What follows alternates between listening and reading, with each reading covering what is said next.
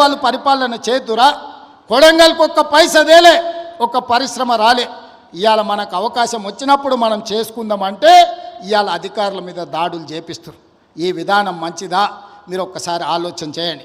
వెనుకబడ్డ మనం ఎప్పటికీ వెనుకబడే ఉండాలనా? ఎప్పటికీ మన పిల్లలు ఇట్లనే ఉండాలనా?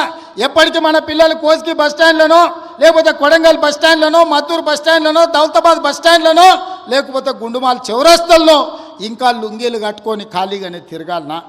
మన పిల్లలు చదువుకోవద్దా? మన పిల్లలు డాక్టర్లు, లాయర్లు, ఇంజనీర్లు కావద్దా? మన పిల్లలు పరిశ్రమలలో పని చేయొద్దా? వాళ్ళ పిల్లలు చదువుకొని ఐఏఎస్లు, ఐపీఎస్లు కావద్దా? మన కొడంగల్కు మెడికల్ కాలేజ్ వద్దా? మన కొడంగల్కి ఇంజనీరింగ్ కాలేజ్ వద్దా? మన కొడంగల్కు పాలిటెక్నిక్ కాలేజ్ వద్దా? మన కొడంగల్కు డిగ్రీ కాలేజ్ వద్దా? ప్రతి మండలానికి జూనియర్ కాలేజ్ వద్దా? మన పిల్లలు చదువుకోవడానికి విద్యాలయాలు కొడంగల్లో ఉండాలనా లేదా ఆలోచన చేయండి. చదువుకోవడానికి మన పిల్లలకు విద్యాలయాలు ఉండాలని, చదువుకున్న మన పిల్లలకు ఉద్యోగ ఉపాధి అవకాశాలు రావాలని ఆ పరిశ్రమలను తీసుకొచ్చే ప్రయత్నం నేను చేస్తుంటే చంద్రశేఖరరావు ఆయన మనుషులు మనకు అడ్డం పడి ఎట్లయినా కొడంగల్ను ముంచాలని ఇవాళ కొడంగల్ అభివృద్ధికి అడ్డం పడుతున్నారు.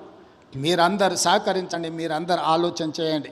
నేను రాష్ట్రం నలుమూలలో తిరిగినా ఈ శాసనసభ నియోజకవర్గంలో మీకు అండగా తిరుపతి రెడ్డి గారు ఎప్పుడు అందుబాటులో ఉంటాడు.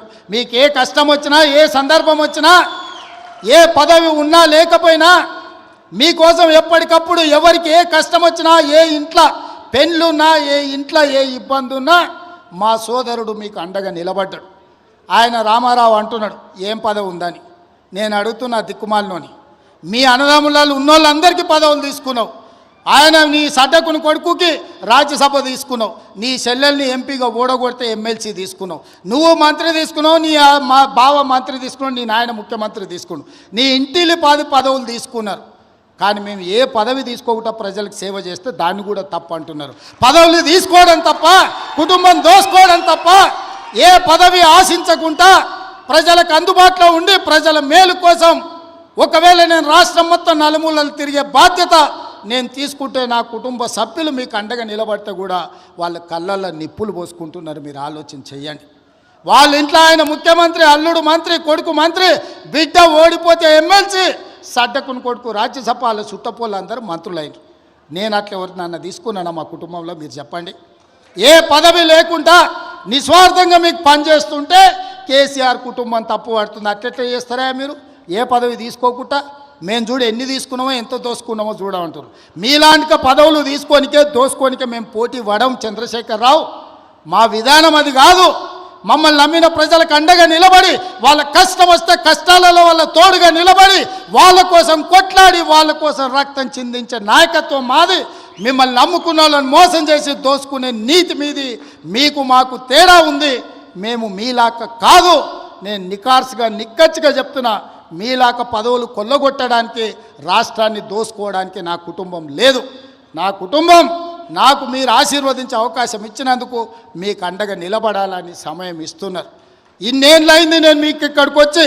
ఈడున్న వాళ్ళందరూ నన్ను వ్యతిరేకించేటోళ్ళు రాజకీయంగా కూడా నియోజకవర్గంలో ఎవరి దగ్గరైనా ఒక్క రూపాయి ఎప్పుడైనా ముట్టుకున్నానా? మీరు చెప్పండి. చెప్పండి. మీరు వీలైనంత వరకు మేము సాయం చేసినాం. నేను బస్ డిపోకి భూమి ఇచ్చిన, నేను సబ్స్టేషన్లకు భూమి ఇచ్చిన, నేను పాఠశాలలకు భూములు ఇచ్చిన, నేను సొంతంగా కొని ఇవాళ కోస్గిల బస్ డిపోకు ల్యాండ్ ఇచ్చిన. ఎన్ని కోట్ల రూపాయల విలువనో ఇవాళ మీరే చెప్పండి. ఇవాళ మనం సబ్స్టేషన్లకు భూములు కొనిచ్చినాం.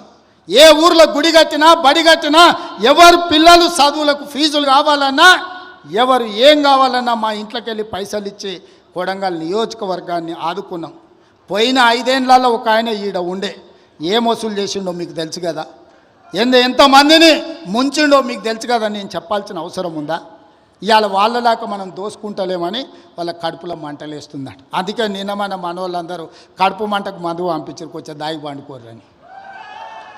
అందుకే మిత్రులారా, ఇవాళ ఇంత తక్కువ సమయంలో ఇంత మంచి కార్యక్రమాన్ని ఏర్పాటు చేసి రాష్ట్రానికి అమలు చేస్తున్న సంక్షేమ పథకాలు, రైతు భరోసా, రైతు ఆత్మీయ భరోసా, ఇందిరమ్మ ఇండ్లు, నూతన రేషన్ కార్డుల కార్యక్రమాలను, 4 అద్భుతమైన సంక్షేమ కార్యక్రమాలను ఇవాళ కొడంగల్ శాసనసభ నియోజకవర్గం నుంచి ఈ రాష్ట్రానికి అంకితం చేస్తున్నాం. రాష్ట్రంలో ఉన్న ప్రతి ఒక్కరికి నా విజ్ఞప్తి, తెలంగాణ రాష్ట్ర ముఖ్యమంత్రిగా మార్చి 31 తారీఖు లోపల ఈ కార్యక్రమం నిరంతరం కొనసాగుతుంది. ప్రతి లబ్ధిదారుడికి అర్హుడైన ప్రతి వాడికి ఈ పథకం అమలు జరుగుతుంది. ప్రతి శాసనసభ నియోజకవర్గంలో మార్చి 31 తారీఖు లోపల ప్రతి నియోజకవర్గానికి 3,500 ఇండ్ల లెక్కన 4,50,000 ఇండ్లు 22,500 కోట్ల రూపాయలతోటి ఇందిరమ్మ ఇండ్లు అమలు చేసే బాధ్యత కాంగ్రెస్ పార్టీ తీసుకుంటుంది. అదేవిధంగా రైతు భరోసా కార్యక్రమాన్ని రాష్ట్రంలో ఉన్న రైతాంగానికి వ్యవసాయ యోగ్యమైన భూములకు దాదాపుగా మార్చి 31 తారీఖు లోపల 10,000 కోట్ల రూపాయలు పేద రైతుల ఖాతాలో నిధులు వేసి 10,000 కోట్ల రూపాయలు రైతులకు ఇచ్చే బాధ్యత ఈరోజు కాంగ్రెస్ పార్టీ తీసుకుంటుంది. అదేవిధంగా ఇందిరమ్మ ఆత్మీయ భరోసా భూమి లేని నిరుపేదలకు ప్రతి పేదవాడి కుటుంబానికి సంవత్సరానికి 12,000, మొదటి విడతగా దాదాపుగా 10 లక్షల కుటుంబాలకు 6,000 చొప్పున మార్చి 31 తారీఖు లోపల మీ ఖాతాలో వేసే బాధ్యత ఈరోజు ఈ ప్రభుత్వం తీసుకుంటుంది.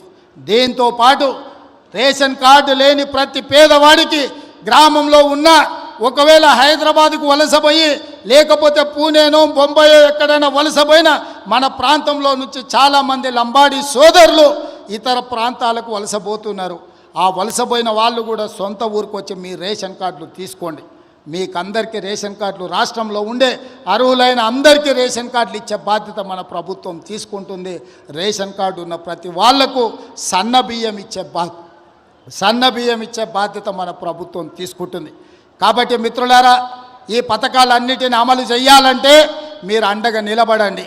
ఈ పథకాలన్నీ ఎవరు అడ్డుపడ్డా వాళ్ళని అడ్డు తొలగించుకొని వీటిని అమలు చేసే బాధ్యత నేను తీసుకుంటా.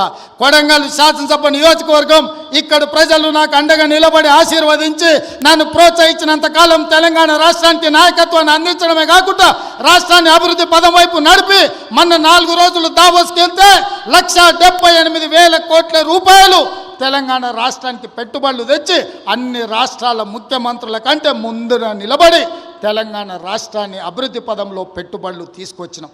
అదేవిధంగా తెలంగాణ రాష్ట్రంలో సంక్షేమ పథకాలను అమలు చేసే బాధ్యత నేను తీసుకుంటా. ఈ అన్ని పనులు చేయాలంటే మీరు నిండు మనసుతో ఆశీర్వదించాలి. కొడంగల్ శాసనసభ నియోజకవర్గం రాజకీయాలకు అతీతంగా అండగా నిలబడండి. మనకు ఒక అవకాశం వచ్చింది. ఈ అవకాశాన్ని జార విడుచుకుంటే మళ్ళీ 50 ఏళ్ళు అవుతుందో 60 ఏళ్ళు అవుతుందో మనకి ఇట్లాంటి అవకాశం వస్తుందో రాదో కూడా నాకు తెలియదు. అందుకే రాజకీయాలకు అతీతంగా కొడంగల్ శాసనసభ నియోజకవర్గాన్ని అభివృద్ధి చేసుకుందాం. చిన్న చిన్న పంచాయతీలు చిల్లర పంచాయతీలు పక్కన పెట్టండి, అభివృద్ధి చేసుకుందాం. ఈ 10 ఏళ్ళు ప్రపంచంతోనే పోటీ పడే విధంగా రాష్ట్రానికి ఆదర్శంగా ఉండే విధంగా కొడంగల్ శాసనసభ నియోజకవర్గాన్ని ఒక ఆదర్శ నియోజకవర్గంగా అభివృద్ధి నియోజకవర్గంగా మనం మార్చుకుందాం.